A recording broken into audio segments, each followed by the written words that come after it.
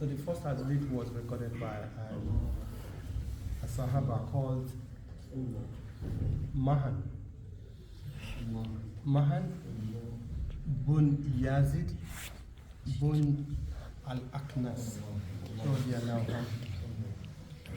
He reported, now before going to the report, Mahan and his father and his grandfather, they are all Sahaba, they are all companions of the Prophet Rasul sallallahu alayhi wa sallam. So he reported that my father, that is Yazid, kept some dinar for charity. And we went together to the masjid. And he gave this dinar to a man. And this dinar that he gave, he went back to ask for the dinar back from that man. And his father told him that he had not intended to give him except that man, even though he went back to ask for the dinar back. So these two issues, this issue went to Rasul sallallahu alaihi wasallam, and Rasul sallallahu alaihi wasallam replied. He said, Yazid, that is the dad of man. And he said, what you have done by giving sadaqah, he said you will get reward for it. And what Mahan has done also, he said Mahan is also entitled to that money also, to that dinar. This hadith was recorded by Bukhari. Now, the hadith that is very similar to this is related to this as well, was an hadith recorded, narrated by Abu Ishaq, Sa'ad bin Abul Waqas. He was one of the 10 that Rasul sallallahu alaihi wasallam has been promised Jannah. So he reported this hadith and said, Rasul sallallahu alaihi wasallam visited me during my illness, when my illness became severe. And this was the time of Hajjatul Wada, the farewell pilgrimage. And he said, I told Rasul sallallahu alaihi wasallam that you can see the pain that I'm going through. I'm going through illness, and there's no one to inherit me, and I have only one daughter. And he was asking Rasul sallallahu alaihi wasallam that, can I give in charity 2/3 of my property?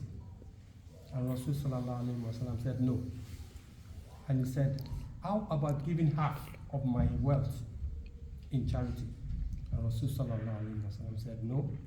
And he said, how about giving 1/3 of my wealth to charity? And Rasul sallallahu alaihi wasallam said yes, that even at that is too much, but yes.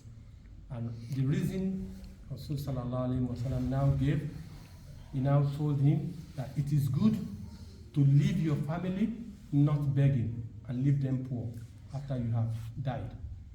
So it's good to look after your family. And Rasul sallallahu alaihi wasallam said, even the muscle at which you feed your wife, you get reward from it as part of sadaqah as well. This hadith was also recorded by Bukhari and Muslim.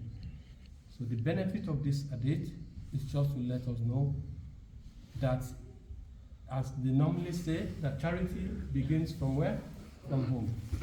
So we have to look after our family first. Even though we have in mind that we want to do a lot of sadaqah, we want to get a lot of reward, at the same time, we should not leave our family poor and begging after we have gone. So it's very important to take care of our family. And that doesn't mean that we cannot do what? Sadaqah. And you can see what happened to Mahan. Mahan went to collect this money because he felt that they needed it most in the family or even himself. And Rasul sallallahu alaihi wasallam is entitled to it. And also, Abu Waqas even though he has a lot of wealth, and Rasul sallallahu alaihi wasallam said, 1/3 can be given. So with this, we can still do a lot of charity. There are many ways we can do it.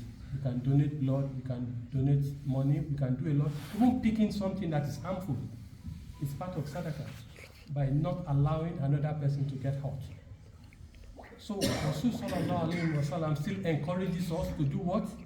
To do charity as well, because he said in another hadith that on the day of resurrection, you will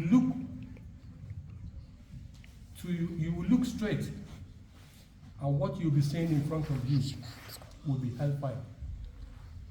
You will look to your right, and you will look to your right, you will not see anything. You will look to your left, you will not see anything, but you will look forward straight, and you will see what? Hellfire in front of you. And Rasul sallallahu alaihi wasallam encourages us and said, give charity. He said, save yourself from hellfire even by giving half a date in charity. So that is to tell us that Rasul sallallahu alaihi wasallam encourages us to do charity. And the best of the charity that we can do is the one that we can do in secret. This is one of the best of the charities. You do charity and you know it's between yourself and Allah subhanahu wa ta'ala, and not the charity that you will do and become boastful about it. Because Allah subhanahu wa ta'ala said in the Holy Quran, La tubutulu sadaqatikum bimani wahada. So he said you should not give charity and mention it and start being boastful or arrogant about it. So this is all the short story about this. Is just to let us know that charity begins from home. We should take care of our family and then do charity when we have also. Assalamu alaikum.